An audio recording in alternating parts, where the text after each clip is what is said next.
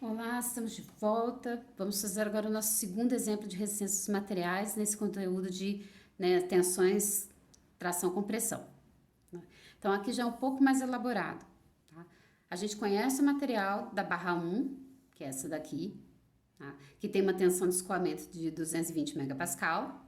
A gente vai trabalhar aqui com coeficiente de segurança de 2. E o exercício quer que a gente dimensione, tá? Determine o diâmetro que essa barra 1 tem que ter para suportar todo esse esforço aqui desse conjunto. Tá? Então, a gente tem, né, montado aqui, né, ligada a essa barra 1, uma outra barra, né, que está sujeita aqui a uma carga de 4 kN nessa direção, 10 kN com esse ângulo de inclinação, e ela está apoiada aqui, né, nesse elemento aqui, nesse apoio fixo. Tá? E aí a gente quer saber então, com esses esforços aplicados aqui, né, qual o diâmetro que essa barra tem que ter para suportar esse esforço, né, sem romper. Então a primeira coisa que a gente tem que fazer aqui nesse exercício é o balanço de forças, porque eu preciso determinar qual é a força que está atuando aqui no cabo 1, né, na barra 1. Preciso saber isso primeiro, porque senão eu não consigo fazer o restante, né? Eu não vou conseguir determinar o diâmetro sem saber qual é a força que está atuando aqui. Né? Então, para isso, a gente tem que fazer o balanço de forças aqui dessa figura, né? Desse conjunto aqui de sustentação. Né? Aqui a gente já sabe o seguinte, né? Elemento fixo, geralmente eu vou ter reação nas duas direções, tá? Só quando é o elemento livre que eu tenho reação só numa direção. Então, aqui a gente pode já supor que a gente vai ter uma reação nessa direção. Deixa eu ver se eu consigo. Se vai dar certo eu desenhar em cima. A gente vai ter uma reação nessa direção aqui, que é o RHY. Tá? Como essa aqui, ó, vai ter uma força atuando para cá, eu vou supor que vai ter uma reação para cá. Depois, no balanço de forças, a gente consegue saber se isso aqui vai ser nulo ou não. Então, vou supor que a gente tem uma reação na direção X em A aqui, dessa maneira. Bem, e aí eu vou ter também, ó, com esse esforço aqui, né, que tá puxando essa barra, empurrando para baixo aqui, eu vou ter um esforço de tração, tá, que vai atuar nessa barra aqui, tá? Então, eu vou ter um esforço nesse sentido aqui, tá? Em 1, vou chamar essa força aqui de F1. Então, nosso objetivo é determinar F1. Então, a gente pode fazer de várias maneiras. Pode fazer somatório de forças em x igual a 0, em y igual a 0 e o momento, tá? Ou, né, a gente pode trabalhar direto com o momento, que é mais interessante. Por quê? Na hora que a gente fizer primeiro o somatório de momentos, eu posso escolher o ponto A como uma referência, e aí automaticamente as reações, né, em A, tanto em Y quanto em X, geram 0 momento, porque elas são exatamente em cima do ponto de referência.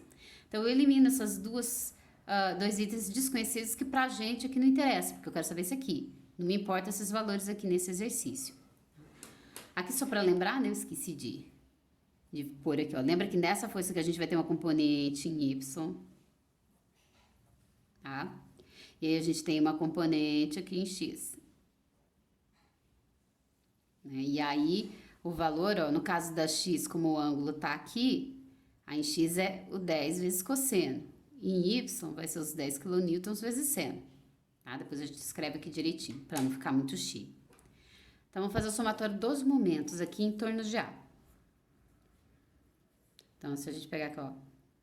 Por que eu não tô fazendo as forças, né? Alguém pode me perguntar. Para simplificar o exercício, para ficar mais rápido. Se você fizer passo a passo, vai dar certo do mesmo jeito. Só que aqui a gente não está interessado em saber as reações em A. Eu só quero saber a força na barra 1. Por isso que eu estou indo direto na equação do momento, porque eu escolho o ponto A, então eu elimino essas duas aqui, e eu só fico com os valores conhecidos para determinar F1. Então, a gente vai ter aqui que o somatório dos momentos em torno do ponto A tem que ser igual a 0, tá?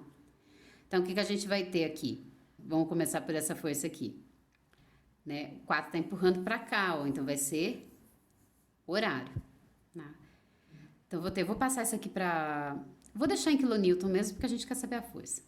Então, a gente vai ter os 4 quilonewtons, positivo, porque é horário, vezes a distância dele até o ponto A. Então, é a soma desses dois aqui, 0,8 mais 0,8. Então, isso aqui é 1,6 metros. Depois, a gente tem a componente Y dessa força de 10 kN. E ela também vai gerar um momento horário. Então, é mais... E aí, quem que é essa componente? É a hipotenusa, que são os 10 kN, vezes o seno desse ângulo. Então, a gente vai ter aqui, ó, que são os 10 vezes o seno de 53 graus. Então, isso aqui dá a componente Y dessa força, vai dar essa componente aqui. E aí, eu tenho que multiplicar pela distância dela até o ponto A, que aqui é 0,8 metros. Tá?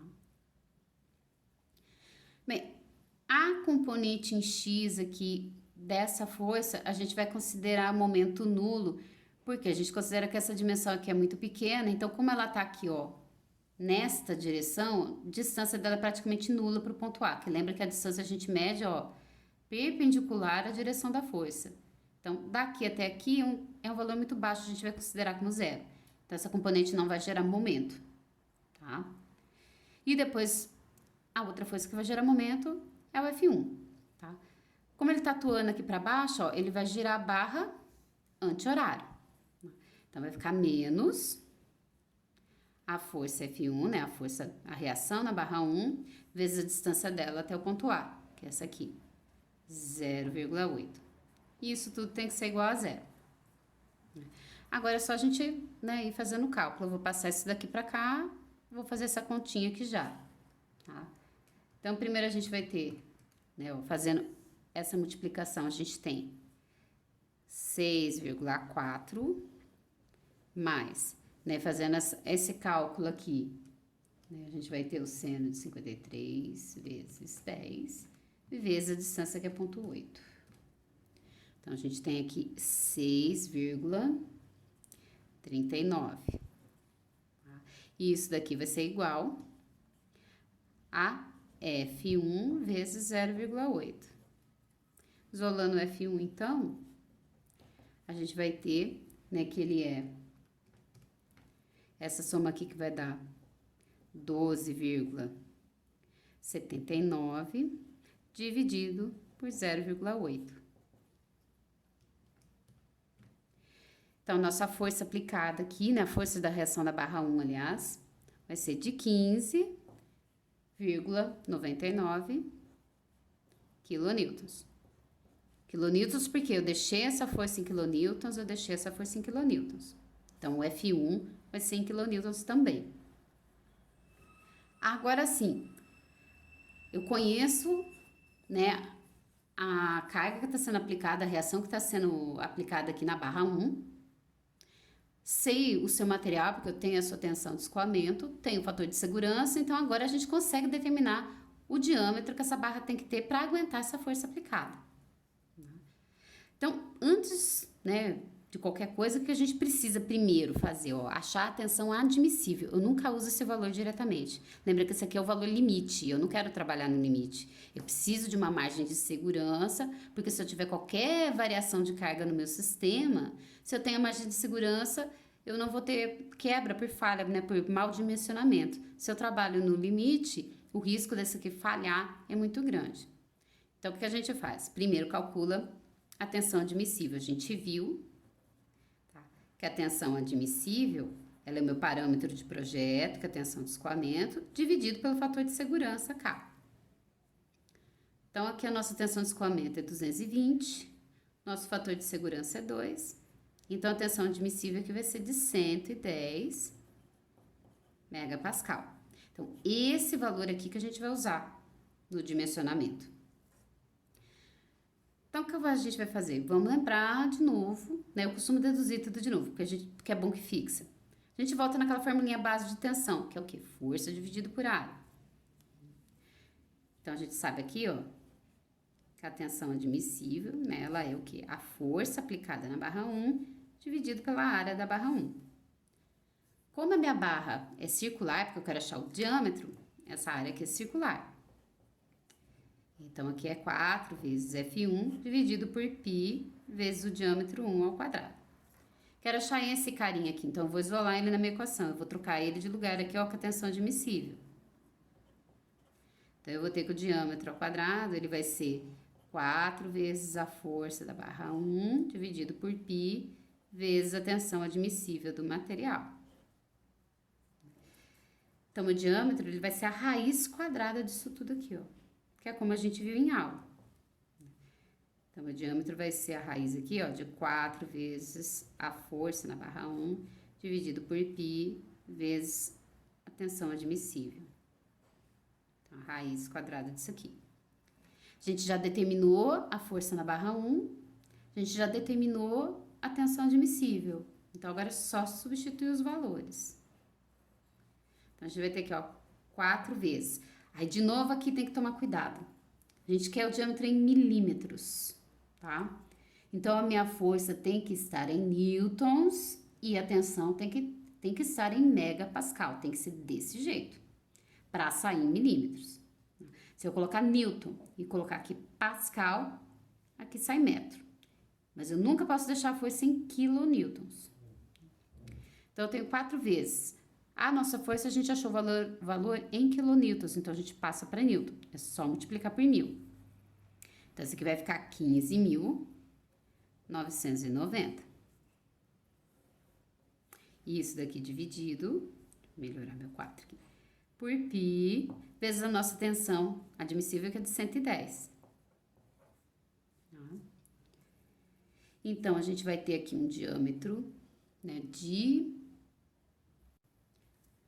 13,60 milímetros, né? Arredondando. Então, a gente vai ter um diâmetro aqui de 14 milímetros. Então, esse é o valor mínimo de diâmetro que a barra tem que ter para suportar essa força, né, de quase 16 quilonewtons sem romper.